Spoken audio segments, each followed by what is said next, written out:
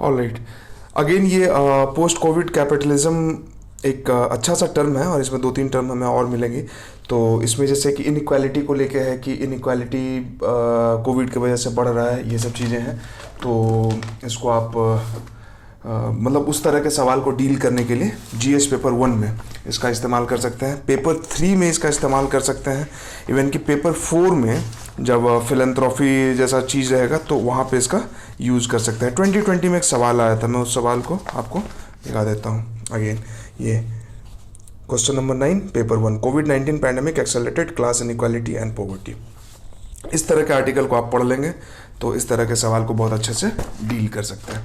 ठीक है, तो चलिए इसको देख लेते हैं कि इसमें क्या है। धीरज नायर है, ये वेदांता के चीफ इकोनॉमिक एडवाइज़र हैं। अच्छा ही लिखा है इन्होंने। बेसिकली देखिए, कोई भी फाइनेंशियल क्राइसिस होता है किसी भी इकॉनमी में, क्या होता है, गवर्नमेंट होता है, इसका एक जिस्ट बनाया मैंने। गवर्नमेंट होता है, गवर्नमेंट के अलावा जो वेज अर्नर्स है ना, और जो रेगुलर वेज अर्नर्स होते हैं जो फॉर्मल सेक्टर में काम करते हैं, तो उनका तो खैर बहुत ज़्यादा टेंशन नहीं, सैलरी कट नहीं होता, सबसे लास्ट में उनको दिक्कत होती है। लेकिन जो वेज अर्नर्स हैं, इनफॉर्मल सेक्टर में काम कर रहे हैं, खेती कर रहे हैं, जो गोलगप्पे बेचते हैं, जो रोड साइड कपड़े बेचते हैं, जिनका कि लॉकडाउन की वजह से बहुत नुकसान हुआ है, उनको खाने की दिक्कत हो गई है, माइग्रेंट्स हैं, माइग्रेंट क्राइसिस हुआ है। ठीक है, एक ये सेक्शन होता है। एक होता है कॉरपोरेट सेक्टर।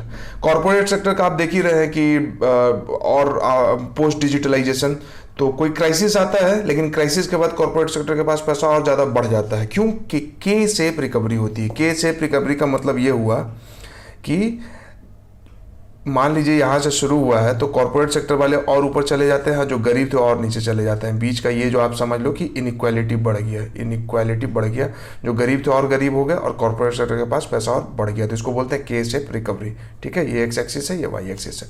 तो खैर, अब होता है क्या, बाउंस बैक।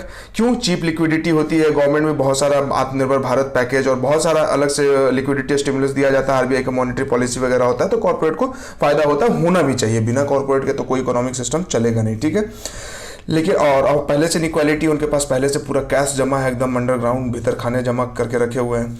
गवर्नमेंट का काम क्या होता है? गवर्नमेंट का काम है कि भाई जो गरीब है, मजदूर है, साइकिल से गुड़गांव से जो पटना जा रही है बच्ची, तो उसको सपोर्ट करना है। ठीक है, इस तरह के कंडीशन को ठीक करना है। तो पीडीएस स्कीम से हम 80 करोड़ लोगों को अनाज देंगे, प्रधानमंत्री गरीब कल्याण योजना के तहत फाइनेंशियल सपोर्ट करेंगे। लेकिन सरकार पैसा कहाँ से लाएगी? छापेगी। बिल्कुल छाप सकती है, लेकिन छापने से पैसे का वैल्यू कम हो जाता है, तो सिर्फ छापने से काम नहीं चलेगा। ठीक है, हमें ओवरऑल पूरा इकोनॉमिक सस्टेनेबिलिटी को देखना होता है।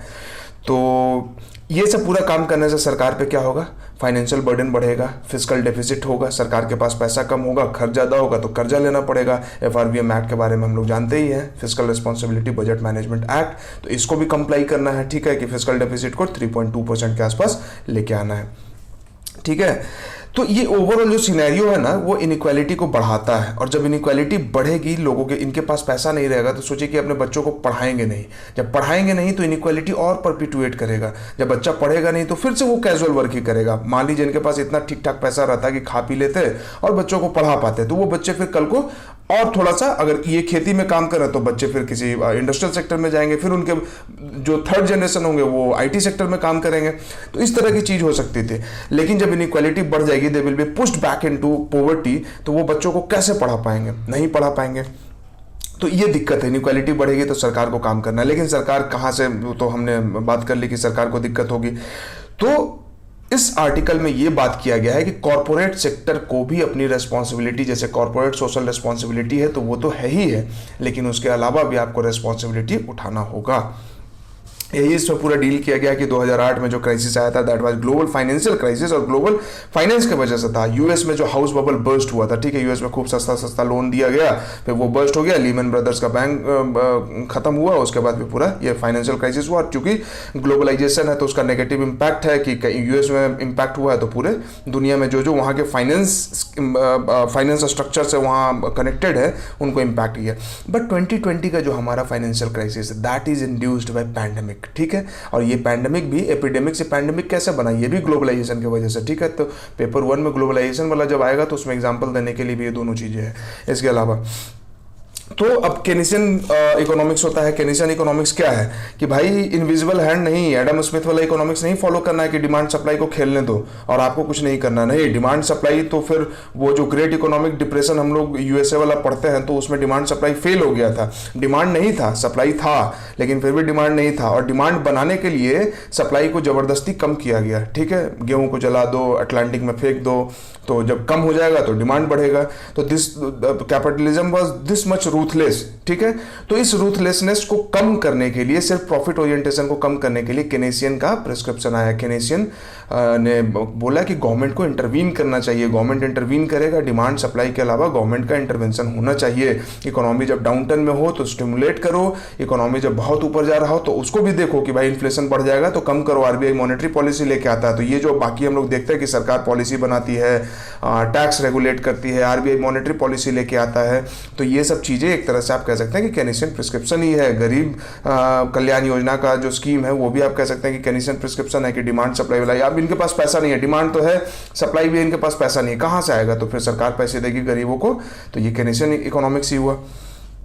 ठीक है, लेकिन ये हमने फिर डिस्कस कर लिया कि गवर्नमेंट जो है फिर वो डेप्ट में आ जाएगी, इनइक्वालिटी तो ऐसे ही परपिचुएट करते रहेगा। तो हमें न्यू कैपिटलिज्म, ओल्ड कैपिटलिज्म से न्यू कैपिटलिज्म की तरफ बढ़ना है। न्यू कैपिटलिज्म का मतलब old capitalism profit at any cost, लेकिन न्यू कैपिटलिज्म प्रॉफिट मोटिव को खत्म नहीं करना है। Profit will be there but sustainability होनी चाहिए, giving back to the society.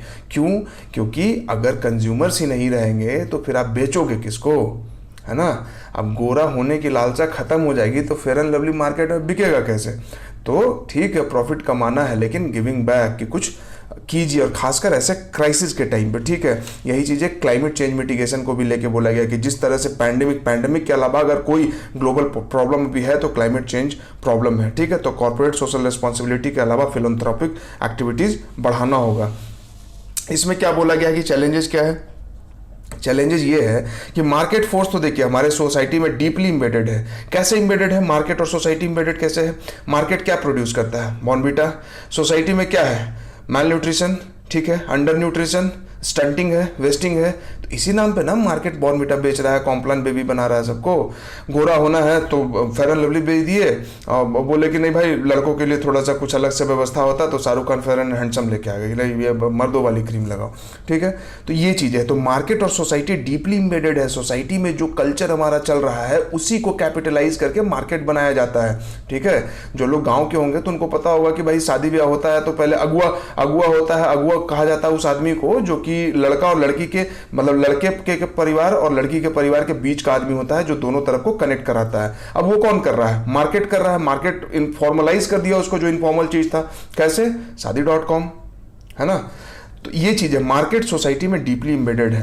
Problem क्या है कि अब जो नए कैपिटलिस्ट है, tech capitalist, Jack Ma, Elon Musk, Mark Zuckerberg, तो इनका क्या है, जेफ बेजोस, कि ये प्रॉफिट पे तो चल ही नहीं रहे। इनको प्रॉफिट नहीं करना है, never dependent on profit, market share इनको कैप्चर करना है। जियो, मतलब जियो जिंदा नहीं रहो, जियो मतलब ये मोबाइल वाला जियो कि मार्केट शेयर को कैप्चर कर लेना है, कि कितना भी घाटा हो जाए कोई दिक्कत नहीं, कंज्यूमर बेस बना लेना है अपना। ठीक है, उससे मार्केट वैल्यूएशन बढ़ता है। ठीक है, चाहे कितना भी लॉस हो जाए। तो ये जो नए टेक कैपिटलिस्ट है इसी आइडिया से चलते हैं। तभी हम सुनते हैं कि ये कंपनी इतने घाटे में है लेकिन फिर भी उसमें इन्वेस्टमेंट हुए जा रहा है।